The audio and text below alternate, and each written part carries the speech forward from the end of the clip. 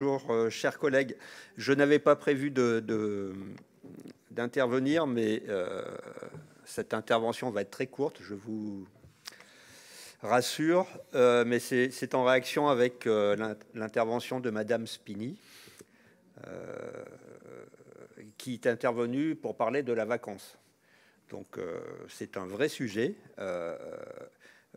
Et cette question de la vacance, bien évidemment, est au cœur de nos préoccupations, qu'il s'agisse des bailleurs sociaux ou quand nous travaillons actuellement pour le futur PLH.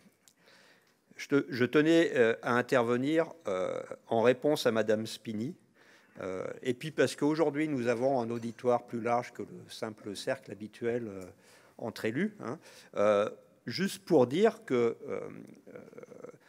répéter à longueur de conseils métropolitains ou sur les réseaux sociaux des idées reçues, non fondées, ne fait pas vérité. Et notamment sur cette question de la vacance. Juste pour rétablir quelques éléments de vérité sur la vacance. Et ça a été montré par une étude qui avait été faite il y a quelques années. Dans notre métropole, nous avons un taux de logement dit vacant, et quand on parle de vacances structurelles, globalement plus faible que dans beaucoup d'autres métropoles. Première vérité. Deuxième vérité, la vacance n'est pas dans le logement social. À Actis, cette année, nous avons un taux de vacances historiquement faible. Je parle en tant que président d'Actis, mais mon collègue Lionel Coiffard, nous avons échangé à ce sujet. C'est également le cas au LPV, chez la plupart des bailleurs. C'est une action permanente. Chez les bailleurs sociaux, le taux de logement social vacant chez Actis, c'est 1,4%, c'est 150 logements sur 11 900. Donc ça, je pense qu'il faut le dire. Et c'est de la vacance, non pas structurelle. Il y a quelques logements vacances structurels, mais c'est souvent de la vacance pour remettre en marché des logements, faire des travaux, etc. Donc pas de vacances dans le parc social. La vacance, effectivement, s'il y en a, elle est dans le parc privé. Et il faut se poser la question du pourquoi cette vacance dans le parc privé, qui augmente un petit peu, c'est vrai, qui a tendance à augmenter. Et ça renvoie effectivement à peut-être quelque chose dont parlait Émilie Chalas tout à l'heure, le fait que petit à petit, il ne sera plus autorisé de remettre en marché pour les propriétaires privés des logements, des passoires thermiques, des logements de type F et G. Il y a sans doute une anticipation aussi, effectivement, des propriétaires à dire je n'arriverai plus à les remettre en marché, qu'est-ce que je vais en faire? Position d'attente, je ne les remets pas en location.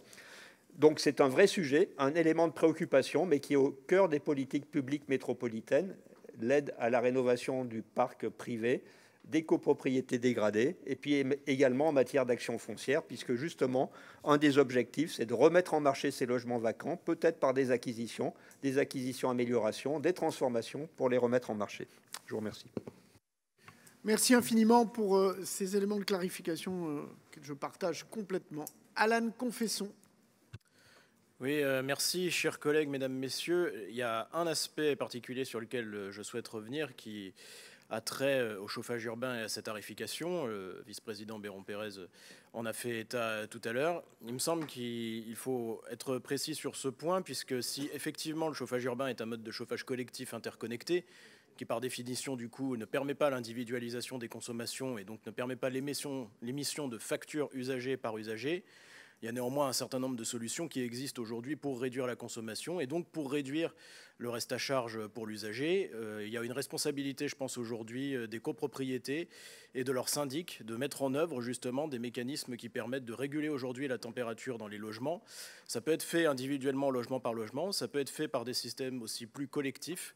On a vu d'ailleurs sur la saison de chauffe passée qu'il y a eu une attitude plus rigoureuse aujourd'hui des locataires et des copropriétaires dans justement la gestion de la température de confort qui est estimée aujourd'hui à 19 degrés et qui a permis de réduire la consommation de chauffage urbain dans un certain nombre de bâtiments. Donc je pense qu'aujourd'hui, il faut savoir qu'il y a des solutions qui existent, des solutions qui peuvent être proposées. Ça tombe bien d'ailleurs, il y a des entreprises qui sont spécialisées aujourd'hui, notamment dans la délivrance de certificats d'efficacité énergétique. Et la compagnie de chauffage intercommunale de l'agglomération grenobloise propose notamment ce type de service. Et donc on a des outils publics aujourd'hui qui sont à notre disposition pour permettre d'être plus efficaces dans ce domaine. Par ailleurs, au niveau des copropriétés, on peut estimer qu'à terme, on pourra réfléchir à un dispositif qui permet, à une échelle de copropriété, de moduler le tarif, puisque si évidemment vous êtes plus vertueux du point de vue de votre consommation, on peut décemment imaginer que vous puissiez payer moins cher, ce qui doit nécessairement se faire en concertation avec d'autres politiques, notamment l'efficacité énergétique du bâti, ce que la métropole déploie avec le dispositif Murmure. Et donc c'est vraiment dans une démarche globale aujourd'hui qu'il faut nous inscrire pour pouvoir permettre d'obtenir des résultats intéressant de ce point de vue-là, et je pense que c'est tout à l'honneur de cette Convention citoyenne pour le climat et également du travail mené dans ces différentes politiques par la métropole depuis plusieurs années. Et donc on finira, je pense, par arriver sur une trajectoire qui nous permettra, dans des délais brefs, d'obtenir des résultats très significatifs de ce point de vue-là. Et encore une fois, l'énergie qu'on économise, c'est bien évidemment celle qu'on ne consomme pas. Merci. Merci beaucoup. La parole est à Renzo Sully.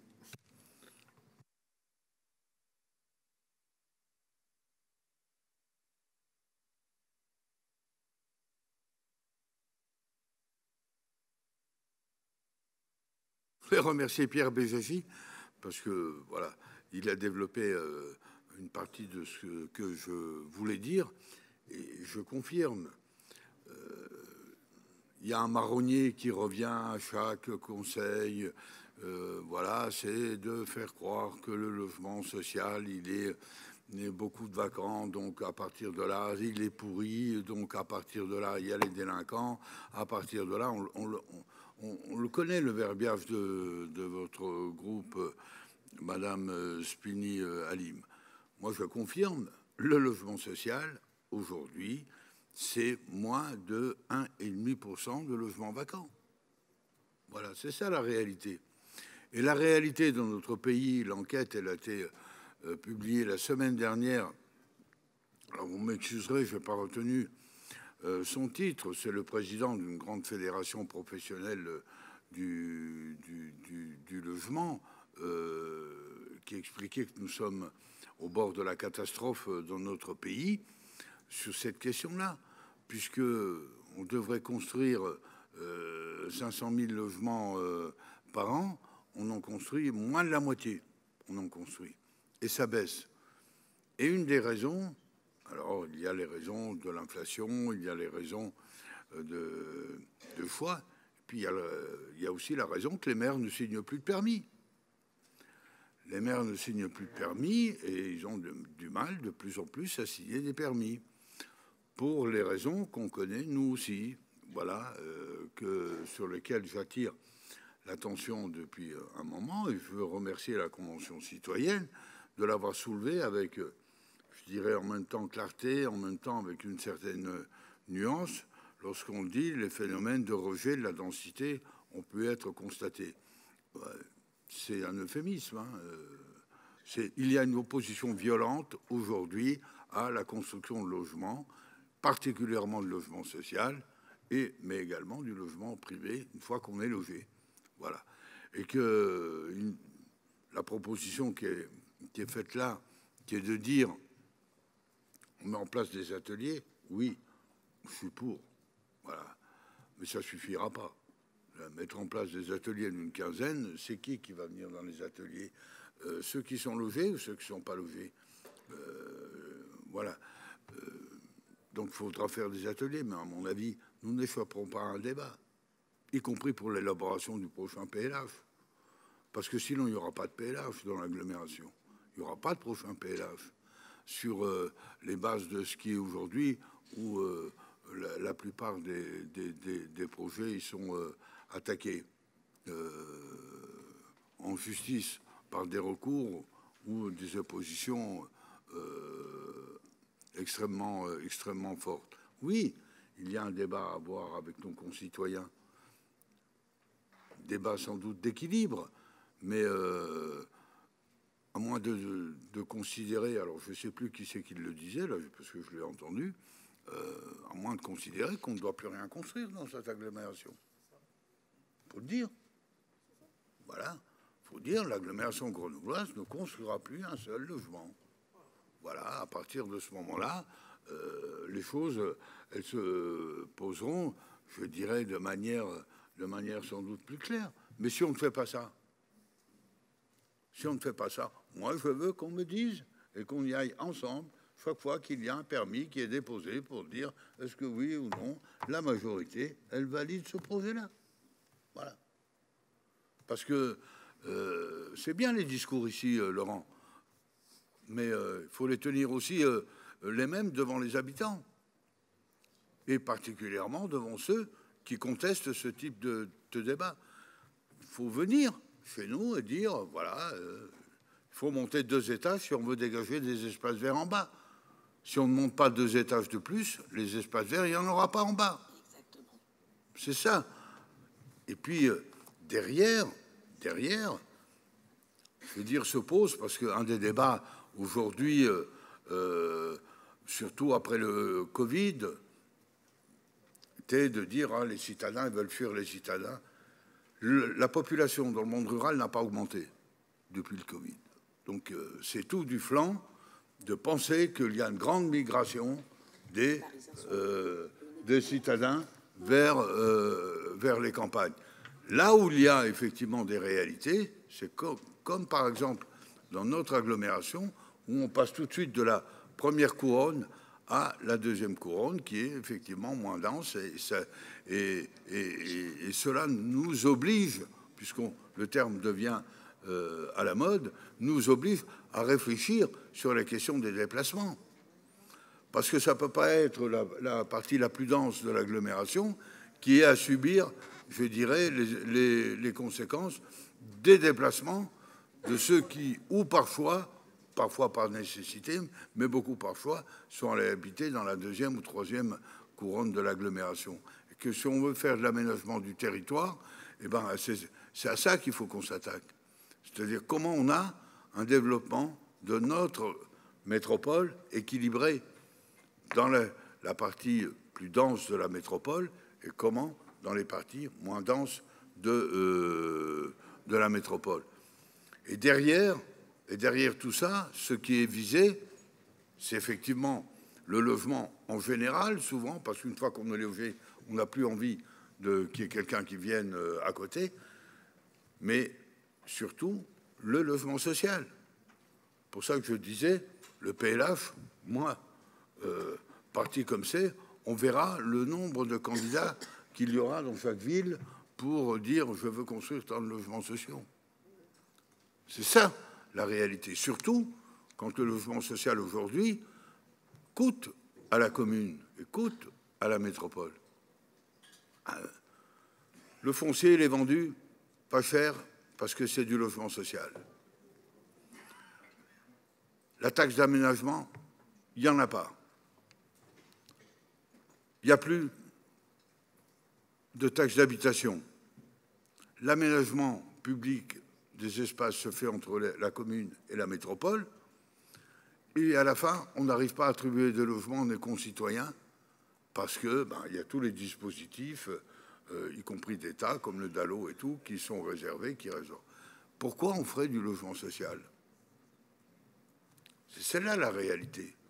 Si on ne s'attaque pas à cette question-là, comme à la question de pourquoi on aménage, on aura toujours et de plus en plus ce type de difficultés, surtout dans une agglomération qui a fait le choix d'un développement par polarité. Voilà. Et qui, je dirais, essaye d'aménager de manière, je dirais, là aussi, à prendre en compte les inégalités sociales. Voilà, et pas avoir des quartiers qui seraient délaissés. Les programmes de rénovation urbaine que nous portons, j'ai eu l'occasion de le rapporter lors du dernier conseil municipal, c'est 580 millions d'euros pour l'agglomération, voilà, entre les villes de Grenoble, d'Échirolles, de Saint-Martin-d'Hères. Ça veut dire effectivement des efforts importants de notre métropole. Peut-être qu'il faudra faire plus dans l'avenir, mais en tout cas, on y est sur ces questions-là. On y est. Et l'environnement, ce qui est, je dirais, condamnable, c'est qu'il est souvent pris comme alibi. On le sait tous. dès qu'il y a un programme de logement quelque part, c'est ouais, il y a 2 arbres, on ne peut pas, il y a un espace vert, on ne peut pas. Et dans la réalité, je veux dire, c'est ce qui sert effectivement à empêcher, je dirais, les autres, la proximité des autres, que ce soit de copropriétaires ou surtout de locataires. Je dis ça, voilà, j'en terminerai, pour dire que la Convention citoyenne, elle soulève cette question-là à juste raison. Voilà, elle ne la soulève pas de manière tranchée, mais elle la soulève, et moi je le dis de manière sans doute un peu plus crue, que c'est une question fondamentale du développement et de l'aménagement de notre agglomération. Parce que ces quelques lignes, c'est ce qui fait qu'on peut aménager, on peut construire de l'activité économique ou du logement, et que ces choix-là, ils doivent être portés de manière, je dirais, responsable auprès de nos habitants, pour y compris leur faire prendre conscience de tous ces enjeux, parce que parfois, il n'y a pas cette conscience-là. Sauf que les catégories sociales, je dirais, qui sont le plus opposées à ça, ben, sont les catégories sociales les plus aisées, comme par hasard. Voilà, ce n'est pas les catégories sociales populaires qui sont opposées à ce qu'on construise un logement, qu'on aménage mieux. Et nous, dans les programmes de rénovation urbaine, on a démoli 200 logements. Monsieur le vice-président, je vous invite à conclure. Voilà, alors je ne sais pas qui le truc, mais j'en finirai là-dessus. C'est parce qu'ils disent que t'es trop long. J'en finirai là-dessus, simplement pour dire que si on veut effectivement lutter contre l'étalement urbain, ben, il y a des sujets qu'il faut attaquer avec courage, avec nos habitants, parce que sinon, l'étalement urbain, il continuera de se faire, il sera de plus en plus. Il sera demandé de plus en plus. Voilà. Merci, monsieur le vice-président. Nous arrivons au bout de ce débat. Peut-être quelques mots rapides, juste finalement, pour mettre nos pensées, nos arrière-pensées sur ce débat du logement, ou tenter d'essayer en tout cas de mettre un peu d'ordre. On nous dit tout à l'heure qu'il faut accélérer finalement le choix sur les zones AU restantes. De toute façon, la loi climat et résilience, le ZAN, va nous amener de fait, le compteur est déjà en route. Donc va nous amener tout simplement à faire les choses.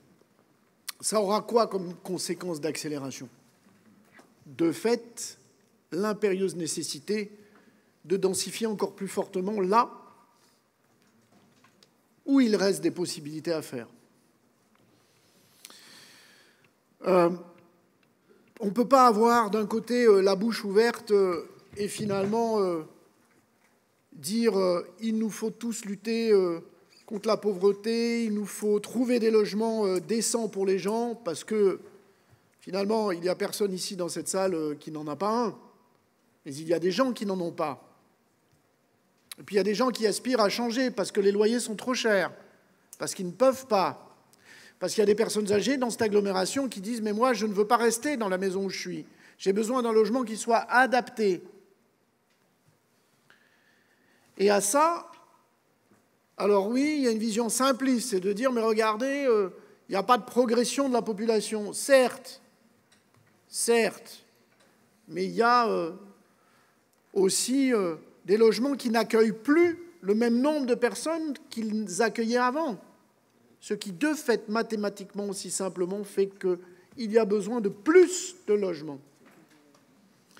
Et puis, on va se dire les choses, on a un rôle particulier à la métropole. Mais peut-être c'est un sujet à discuter avec nos voisins, et notamment avec notre voisin du Grésivaudan. Quand vous avez des grandes usines de puces qui, aujourd'hui, embauchent énormément, et tant mieux, mais que les salariés n'arrivent pas à trouver preneurs ou de logements sur le territoire où ils travaillent, parce que les fonciers sont trop chers, l'habitation est trop chère, ils ne peuvent pas, malgré les salaires qu'ils ont. Qui assume cette fonction? La métropole. Regardez aujourd'hui, le maire de Mélan pourrait nous le dire, ou les élus de Mélan pourraient nous le dire. Qui vient s'installer dans les logements sur ces zones-là? Salariés qui travaillent là-bas. Donc nous assurons là aussi, nous aussi, une fonction, cette fonction-là. Et à un moment donné, on doit se dire, on tourne le dos à ça, à ce rôle-là, ou on ne tourne pas le dos à ce rôle-là? Parce que nous sommes la métropole et nous avons ce devoir-là. Et puis, nous connaissons tous dans nos conseils municipaux ceux qui nous expliquent qu'il faut absolument construire du logement. Et puis d'un autre côté, dès qu'il y a une opération, vous expliquent que ce n'est pas comme ça qu'il faut faire. Alors moi, je ne sais pas. Je ne sais pas comment faire, si ce n'est un immeuble, c'est un immeuble. Alors évidemment, il faut transformer les formes urbaines, il faut penser différemment les choses. Moi, je lis la presse tous les jours, locale, et je lis les comptes rendus de réunions. Dans toutes les communes, je suis étonné des mêmes rengaines, et parfois portées par des sensibilités politiques différentes, mais dont le seul point de convergence, c'est de s'opposer au maire qui construit et qui bâtit. Alors je le dis ici, tous les maires qui seront dans la construction auront toujours mon soutien, quelle que soit d'ailleurs leur sensibilité politique, même si leur opposition, qui est plutôt de la mienne, venait à considérer que ce n'est pas comme ça qu'il faut faire. Pourquoi je dis ça? Parce qu'à un moment donné, il faut arrêter d'être faux cul sur ces sujets. La densification, moi je veux bien qu'on trouve tous les mots. Si à chaque fois, pour ne pas répondre à un problème, il faut qu'on aille chercher des nouveaux mots, eh ben on ne répond pas à la demande de la Convention citoyenne pour le climat, et surtout aux enjeux. Le ZAN va nous obliger encore plus fortement à être dans la densification et tout simplement dans l'intensification, j'entends maintenant ce mot, why not, si ça permet de mieux passer. Mais qu'on se le dise, on est en train de travailler le PLH tous collectivement et avec Nicolas. Il ne faudra pas m'expliquer que là où on a demain, dans les opérations de logement dans la métropole, là où on a déjà des immeubles qui sont à R+5, R+8, on ne va pas m'expliquer qu'il faut construire du R+3 hein, à côté. On va se le dire en franchise. C'est pas possible, ça. Le foncier vaut trop cher aujourd'hui pour qu'on se permette ce genre de petites, finalement, je dirais, de petits plaisirs. La réalité, c'est qu'aujourd'hui, un foncier, il a une telle valeur parce qu'il est aujourd'hui, et finalement, le fait de décider de construire aujourd'hui l'engage pour plus d'un demi-siècle. Alors oui, sur la question du logement, on va avoir des rendez-vous. Le PLH sera véritablement le rendez-vous. Et là, on va voir, effectivement, finalement, c'est au pied du mur de l'immeuble qu'on verra effectivement la réalité des intentions, des convictions, ou plutôt des convictions, je ne dirais pas des pseudo-convictions. Mais en tout cas, on aura ce sujet-là. Je vais laisser le groupe MTPS présenter ses amendements et je laisserai les vice-présidents donner la suite à cela. Laurent Tovist. Oui, merci, Monsieur le Président. Alors, j'espère que je ne vais pas me tromper parce que je crois qu'il y en a que vous avez repris dans les amendements de l'exécutif. Donc, simplement, avant, souligner... Alors, j'ai bien aimé la fin de l'intervention de Laurent Amadieu quand il parlait des lotissements, où il nous expliquait qu'il était intéressant de sauvegarder des espaces de respiration dans la ville. Et je pense que par rapport à la discussion qu'on vient d'avoir, il faut construire. Mais une ville, ça ne peut pas être à un moment donné que des espaces urbanisés. Et les espaces de lotissement, ils ont aussi leur place, pour autant qu'on sache les organiser à l'échelle d'une ville. J'ai bien aimé aussi l'intervention de Renzo Sully, même si elle était un peu longue, parce qu'elle montre que finalement, rien n'est réglé. Hein. Tous les débats, vous les avez illustrés, et vous, Monsieur le Président, et vous, Monsieur Sully, ils restent sur la table. Alors, en ce qui concerne les amendements, proprement dit, il y en a un, on avoue qu'on ne comprend pas bien pourquoi il ne figurait pas dans les propositions, puisque c'était une des propositions de la Convention citoyenne. C'était l'action 2.10, alors qui n'était pas exactement libellée comme nous. Nous, on a repris surtout la fin. c'est donc étudier la possibilité d'une aide à l'acquisition de bacs récupérateurs d'eau de pluie. La Convention citoyenne, dans sa proposition 2.10, je vais vous la retrouver, disait généraliser la mise en place de récupérateurs d'eau de pluie dans tous les logements et bâtiments tertiaires et distribuer ou subventionner la mise à disposition de récupérateurs d'eau et les mutualiser. On a repris que la fin parce que la première partie nous paraissait complexe, mais la deuxième partie nous paraît effectivement intéressante. Et pour anticiper peut-être quelques remarques, Monsieur le Président, c'est tout à fait possible au niveau des intercommunalités, puisque, par exemple, mais il y en a sans doute d'autres, l'agglomération de Carcassonne le fait. Le deuxième amendement que nous avions introduit sera, je crois, repris un peu plus tard. Dans un amendement proposé par l'exécutif, nous proposions d'étudier le raccordement des communes de la rive gauche du Drac au réseau de chaleur principal de la CCIAG. Ce sera, je crois, repris dans une autre délibération. Donc celui-là, nous ne le maintenons pas, puisqu'il sera dit autrement. Le troisième amendement que nous avions proposé est lui aussi repris par l'exécutif d'une manière légèrement différente, mais qui nous convient. Nous avions proposé approuver un nouveau PLH prenant mieux en compte les transitions et les risques naturels et technologiques fin 2024. Il s'avère qu'en fait, on ne peut pas approuver un nouveau PLH comme ça. Donc il y a une autre délibération qui est... Enfin, vous nous la présenterez puisque ça a été repris par l'exécutif. Et enfin, le dernier point qui n'est pas retenu... Alors, je m'en étonne parce que je vais me permettre de faire 1 ou 2 minutes là-dessus. C'est demander à l'État d'engager une révision du PPRI dès que les travaux du PAPI-DRAC auront été réalisés pour favoriser le renouvellement urbain sur les communes concernées. On a parlé d'espaces disponibles. Aujourd'hui, moi, quand je regarde ma commune, les espaces disponibles, elle est construite quasiment en totalité, donc les espaces disponibles, c'est sur l'existant. Y compris sur l'existant, on peut faire de la renaturation, ou de la végétalisation, ou de la désimperméabilisation, comme on veut. C'est d'ailleurs les orientations que nous préconisons dans le cadre de nos orientations municipales. Sauf que dans les communes qui sont sous impact PPRI comme la nôtre, grosso modo, on ne fait plus rien. Puisque là, à chaque fois qu'on veut toucher un bâtiment, on nous dit « Ah non, non, non, PPRI, risque ». Et je vais vous donner un exemple très concret qui date d'hier. Monsieur le Président, vous nous avez proposé, enfin Monsieur le Président et Monsieur le Vice-président, Pierre Véry, vous nous avez proposé, on est très contents, une étude sur la mise en place de réseaux de chaleur à l'échelle de la commune. Il y a une étude qui a été faite, qui a listé un certain nombre de sites, qui étaient tous plus intéressants les uns que les autres. Et lors de la première réunion de rendu, j'avais dit, attention, parce que nous, on a une problématique PPRI, il faut qu'on regarde vraiment... Bon. Donc Gilles Das-Bouffot a fait le travail avec Vincent Boudière et ils ont passé à la moulinette les sites où on pouvait mettre le réseau de chaleur. Eh bien, au final, il n'en reste plus qu'un de site. Parce que tous les autres, on ne peut même pas y implanter un réseau de chaleur. Le réseau de chaleur, entre parenthèses, l'étude, c'est 90% d'économie sur les gaz à effet de serre. Donc tout ce qu'on vient de parler là, c'est extrêmement vertueux.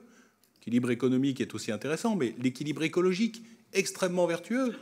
Et parce qu'on a le risque inondation, on nous dit « Ah non, non, non, voilà, vous ne pouvez pas toucher ». Bon. Donc à un moment donné, je ne sais pas quelle réponse vous allez apporter à ça, mais si franchement on n'est pas capable de faire de la reconstruction de la ville sur la ville, tout le reste de ce qu'on vient de se dire, ça n'a plus aucun intérêt. Il a adopté cet amendement. Il n'est pas rejeté. Hein, donc, enfin, il bon, pas alors encore je ne l'avais pas adopté, vu, je m'en excuse. Voir. Donc très bien. Donc nous sommes très contents si celui-là est proposé. Merci. Je vais laisser Anne-Sophie Olmos pour évoquer la proposition de l'exécutif sur l'amendement numéro 1. Anne-Sophie, attendez. Anne-Sophie Olmos.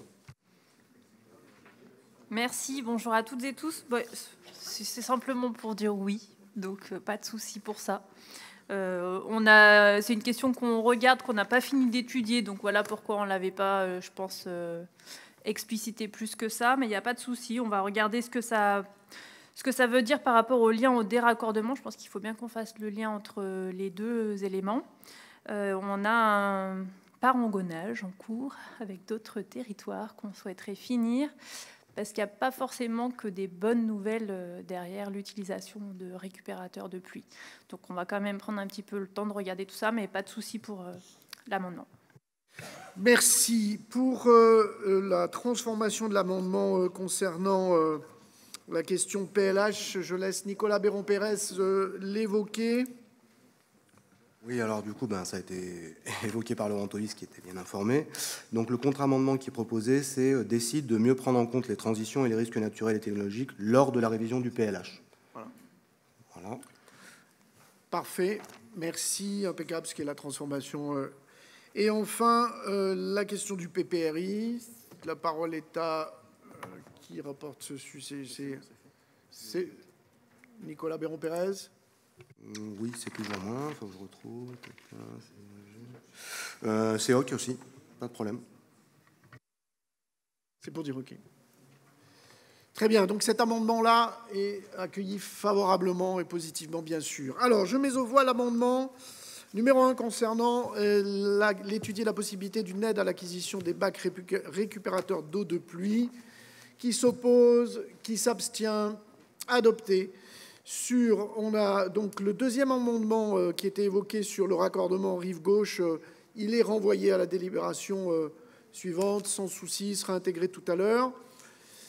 Pour l'évolution, je dirais, des termes, donc qui décide de mieux prendre en compte les transitions et les risques naturels et technologiques lors de la révision du PLH, qui s'oppose à cette formulation, qui s'abstient, elle est adoptée. Et enfin, demande à l'État d'engager une révision du PPRI dès que les travaux du PAPIDRAC auront été réalisés pour favoriser le renouvellement urbain sur les communes concernées, qui s'oppose, qui s'abstient, adopté. Je mise aux voix la délibération ainsi amendée. Il y a besoin de séparer. Il y a des transmissions, donc je refais de la même façon. Hein. Je sépare en deux, là, du coup. Et je mets d'abord aux voix ce qui relève de la transmission à l'État, d'une part, aux communes, et puis c'est tout.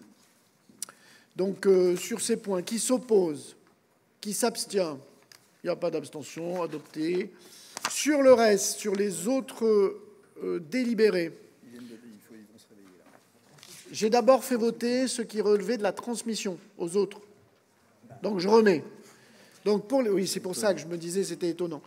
Donc, pour la transmission à l'État et la transmission aux communes, compétentes sur tout ou partie, qui s'opposent, donc c'est CCM et Géo, qui s'abstient, il n'y en a pas, adopté. Sur le reste du délibéré, qui s'oppose, qui s'abstient, unanimité, merci beaucoup. Il est 14 heures. Je vous propose de s'arrêter pour une pause méridienne qui a lieu là-bas dans la salle de ce côté. Et nous serons sur un menu totalement végétarien. C'est éventuellement le menu de la semaine qui nous manquait pour certains ou pas. Allez, à tout de suite. Une heure de suspension de séance. C'est bien 1 heure. C'est suffisant, non ?